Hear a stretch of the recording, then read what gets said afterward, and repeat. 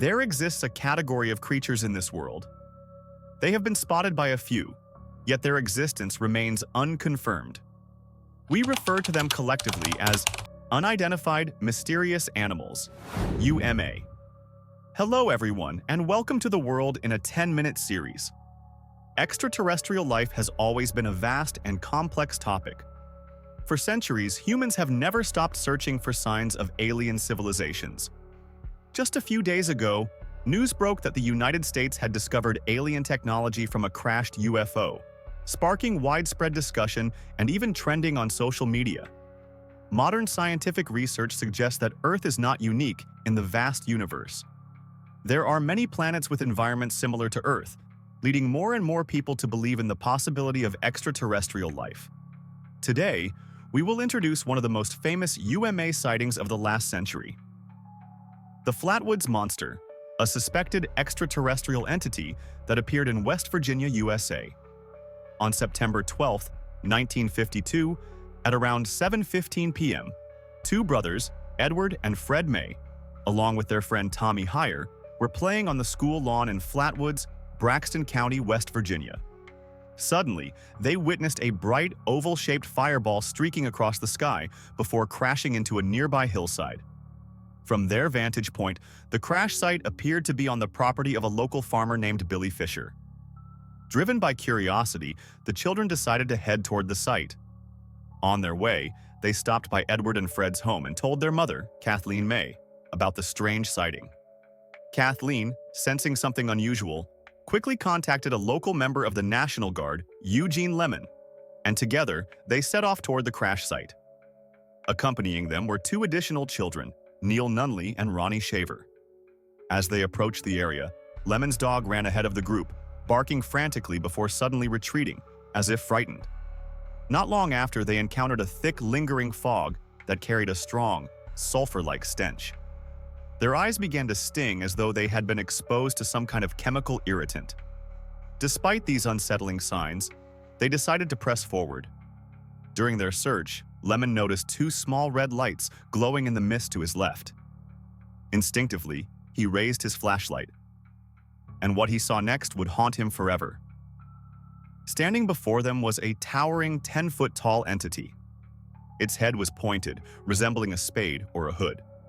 It had a round red face, and its eyes glowed an eerie orange hue.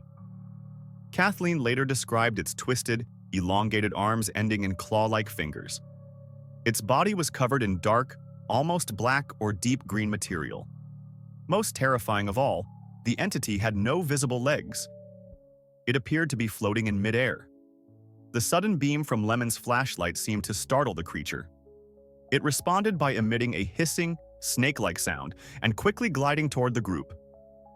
Panicked, they turned and ran as fast as they could. However, the entity was already too close. Before they could escape, it sprayed an oily substance onto Kathleen's clothing. Fortunately, as they fled, the creature did not pursue them aggressively. Instead, it turned around and floated in the direction of the crash site. Once back in town, the group immediately reported the encounter to the local police.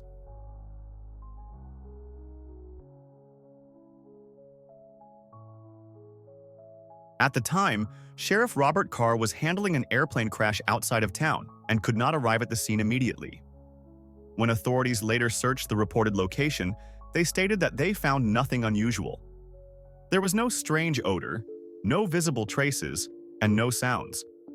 However, in addition to notifying the police, Kathleen May also reached out to Lee Stewart, the editor of the local newspaper, the Braxton Democrat. Stewart later accompanied Eugene Lemon back to the site, but they did not find any creature. Still, Stewart reported that he did smell an overwhelming, nauseating odor, something similar to burning metal. The next morning, Stewart returned alone for a more detailed investigation. He claimed to have discovered brake-like skid marks on the roadside field, unidentified oily deposits on the ground. In the weeks following the incident, everyone who had been at the scene that night began experiencing strange physical symptoms: nausea, vomiting, sore throat muscle spasms. A local doctor examined them and suggested that their symptoms could have been caused by exposure to some form of chemical poisoning, or perhaps extreme psychological stress. The very next day, on September 13, 1952, a similar encounter occurred in Strange Creek, a town about 20 miles south of Flatwoods. A couple, George and Edith Snitowski, were driving through rural Braxton County with their 1.5-year-old child when their car suddenly broke down on the road and wouldn't restart. Just as George was about to step out and check the engine, they were hit with a strong sulfuric odor, and their baby began crying uncontrollably. Suddenly, a blinding light pierced through the darkness, followed by the appearance of a massive, 10-foot-tall creature standing in front of their vehicle. The couple was so paralyzed with fear that they could barely move. The creature scraped the hood of their car with its clawed, reptilian-like hands, then vanished into the woods. The encounter bore striking similarities to the Flatwoods sighting from the previous night. The only major difference was in their description of the creature's head shape. Instead of resembling a spade or a hood, it appeared more reptilian in nature. Unlike the Flatwoods witnesses, the Snitowski couple did not report the incident immediately. They only chose to share their experience 3 years later, in 1955, when they submitted their story to Mail magazine. Other interviews and reports also mention several additional encounters with a similar entity. But since these accounts vary significantly, they are not included in detail here. This concludes the full sequence of events surrounding the Flatwoods monster sighting. Before diving into the analysis of these incidents, let me pose 2 questions to you. Do you believe this creature truly exists? If not, then what exactly did these witnesses see? What I can tell you is, to this day, the truth behind the Flatwoods monster remains unsolved. So feel free to speculate boldly. Next, let's take a closer look at the follow-up investigations into this mysterious case.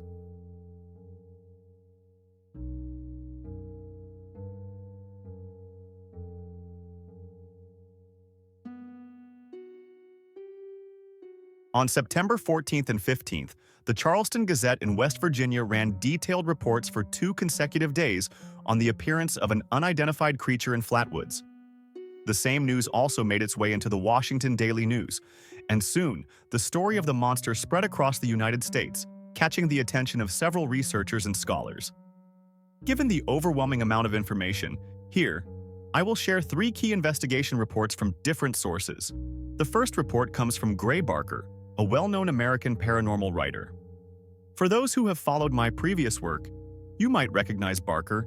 He was a dedicated researcher of UFOs and supernatural phenomena, and his writings introduced the concept of the Men in Black and analyzed the Silver Bridge incident in the U.S. In mid to late September 1952, Barker traveled to Flatwoods and conducted interviews with multiple eyewitnesses. His findings were later published in January 1953 in Fate magazine, a monthly magazine covering paranormal phenomena.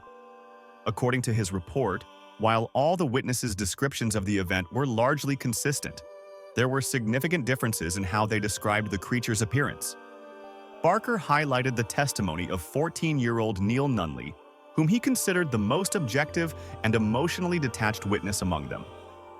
Nunley stated that the group initially did not focus on the creature because their attention was fixed on the massive fireball in the mist ahead.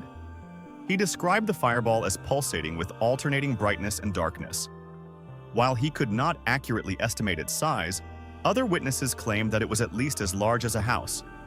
Strangely, the 2 adults in the group, Kathleen May and Eugene Lemon, both stated that they never saw any fireball.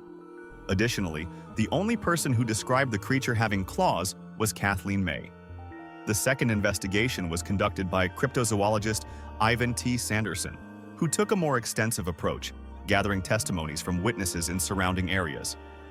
He compiled several reports of unidentified flying objects, UFOs, seen on the same night, and found that at least 5 separate UFOs had been reported within the event's timeframe. The first object was the fireball that crashed in Flatwoods. The second was spotted near Sutton Airport, east of Flatwoods. The third was a meteor-like object seen near Strange Creek, coinciding with the second Snitowski family encounter. The fourth was reported to have crashed near Frametown. The fifth was said to have disintegrated over Charleston skies. However, despite multiple independent reports, none of these UFOs left behind any verifiable physical evidence. Sanderson concluded that the witnesses had indeed seen something that night, but their testimonies might have contained inaccuracies or misinterpretations.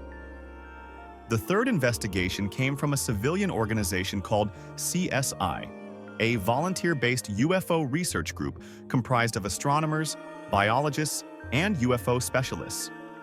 Their investigation revealed that many residents in Flatwoods had witnessed the mysterious fireball descending from the sky. Eugene Lemon's mother also reported that her house had violently shaken and that radio signals had been disrupted for at least 45 minutes.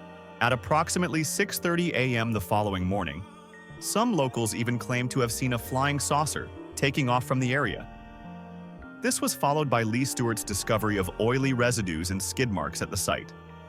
The researchers also noted that members of Project Blue Book, the U.S. Air Force's official UFO investigation program, had collected soil samples from the site. A 1952 CIA intelligence document confirmed this claim, stating that samples had been retrieved. However, the actual test results were never made public. To this day, no official analysis of the samples has been found.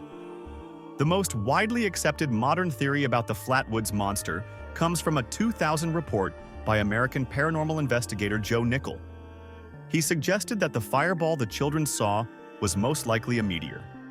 On September 13, 1952, the day after the Flatwoods sighting, multiple newspapers across West Virginia, Pennsylvania, Maryland, Ohio, and Tennessee published reports of a fireball-like flying object streaking across the sky from east to west. Some described it as a meteor, while others speculated that it could have been a crashing aircraft.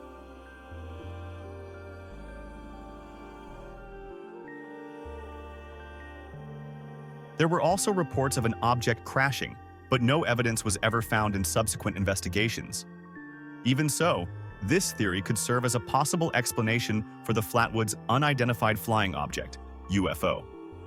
The flashing red light the children saw, which seemed to breathe in and out, might have been a navigation beacon from a crashed aircraft. Records confirm that a plane had indeed crashed in the area that day. As for the so-called creature they encountered, investigator Joe Nickell proposed an alternative explanation. Based on the shape and sounds described in witness reports, he suggested that the creature was actually a nocturnal bird, a barn owl. Barn owls are one of the most widely distributed owl species in the world. Except for extreme environments, they can be found on nearly every continent. They typically measure 13 to 15 inches in body length, with a wingspan of 31 to 37 inches. Their head and back are covered in brown feathers, while their underbelly is white or light brown. They have a distinct heart-shaped face and are known for their eerie, high-pitched screeches. Nickell believed that the witnesses' intense fear and anxiety could have distorted their perception of the creature. Since a barn owl's facial shape resembles a hood and its eyes can appear to glow red when reflecting light, it's possible that their eyes were reflecting the light from a plane's navigation beacon. Furthermore, the owl's talons could explain why Kathleen May described claw-like hands. If the owl had been perched on a tree branch, its silhouette might have been misinterpreted as a floating, towering entity. As for the oily residue and skid marks found at the scene, biologist Ryan Haupt conducted a follow-up investigation and found that a local boy named Max Lockard had driven a Chevrolet truck to the site that night. He later admitted that the markings and residues could have been left by his truck. On the surface, these explanations seem reasonable and logical. However, there are still several inconsistencies.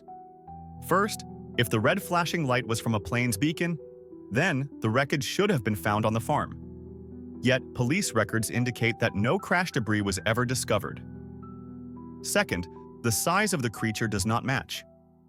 All eyewitnesses consistently describe the entity as being 10 feet tall. A barn owl is nearly 10 times smaller. If they had mistaken an owl perched on a branch for a larger creature, then proportionally, its eyes would have appeared much smaller. Certainly not the large, glowing eyes described in the reports. Lastly, there are contradictory reports about the truck tracks at the scene. In my research, I found two conflicting accounts. One was Lockard's Chevrolet truck, but another account, reported in the Daily Mail, came from a boy named Bill Deals, who also claimed to have driven to the site that night. However, Deals stated that he was driving a Ford and that he had to leave to refuel at a gas station with his father. Determining which version is true or false is difficult, since both accounts remain unverified.